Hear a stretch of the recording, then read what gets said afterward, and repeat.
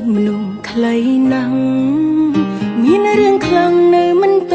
ន់ធ្វើផងពេលវេលាដើរទៅមុខលឿនកន្លងប្រែប្រួលយ៉ាងរហ័ស10ឆ្នាំមានមិនច្រើនដងមិនដេចប្រឹងអោបក្រសោបទុកខ្លាំងម្ល៉េះបើរូបកាយដែលមិនថិតថេរមួយនេះមិនអាចនៅក្បែរយើងរហូតបានជីវិតមនុស្សមិនទៀងទាត់មើលមិនឃើញថាមិនត្រូវថ្ងៃនេះនៅថ្ងៃស្អែកចាក់ចេញក៏ថាបានគួរខំសាងអំពើល្អដងជាប់ក្នុងប្រាណយ៉ាងហោចណាស់ស្ទល់រឿងល្អគួរចងចាំម្នាក់បានជួបគ្នាសុទ្ធតែជារឿងនិស្ស័យមាននិស្ស័យគួរតែប្រឹងសាងក្តីស្រឡាញ់ព្រោះអ្វីជាអនត្តាមិនអាចថិតថេរយកខែឆ្នាំឈ្មោះជាមនុស្សវ័យដែលអ្នកគួរចងចាំខំសាងអំពើល្អអ្វីជាអនត្តាសង្ខារប្រែថាមិនទីជីវិតជួបភ្លៀងល្អងល្អៀងលើកលែងឲ្យគ្នាអបក្រសោបអធិស្ឋ័យរំងាប់កំហឹងមួយគ្រាលើកលែងញញឹមដាក់គ្នារួមគ្នាសាងអំពើល្អថ្មិញសក់ក្រចកនឹងស្បែកបានត្រឹមលំអខាងក្រៅពេលដែលរូបកាយចាស់ទៅប្រែប្រួលមិនគង់វង្សទេដូច្នេះគួរចេះសង្វេគទាំងរូបយើងនិងរូបគេលើលោកនេះគ្មានទេពាក្យថា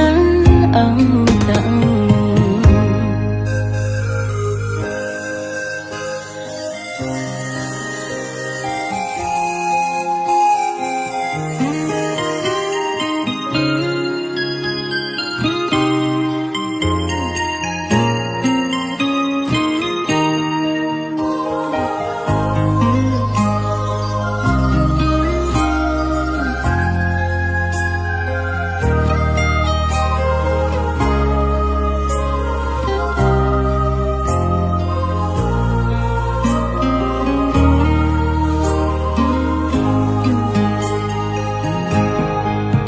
ជីវិតមនុស្សមិនទៀងទាត់មើលមិនឃើញថាមិនត្រូវថ្ងៃនេះនៅថ្ងៃស្អែកចាក់ចេញក៏ថាបានគួរខំសាងអំពើល្អរងជាប់ក្នុងប្រាណយ៉ាងហោចណាស់ស្ទល់រឿងល្អគួរចងចាំម្នាក់បានជួបគ្នាសុទ្ធតែជារឿងនិស្ស័យមាននិស្ស័យគួរតែប្រឹងសាងក្តីស្រ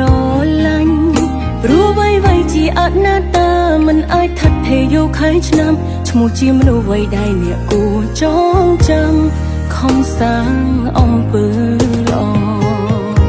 អ្វីជាអនត្តា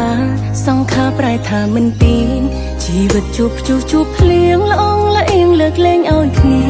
អបក្រសោបអធិស្ឋ័យរំងាប់កំហឹងមួយគ្រាលើកលែងញញឹមដាក់គ្នារួមគ្នាសាងអំពើល្អ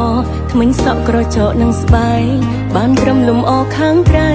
ពេលដែលរូបកាយចាស់ទៅប្រែប្រួលមិនគង់វង្សទេដូច្នេះគួរចេះសង្វេគទាំងរូបយើងនិងរូបគេលើលោកនេះគ្មានទេពាក្យថា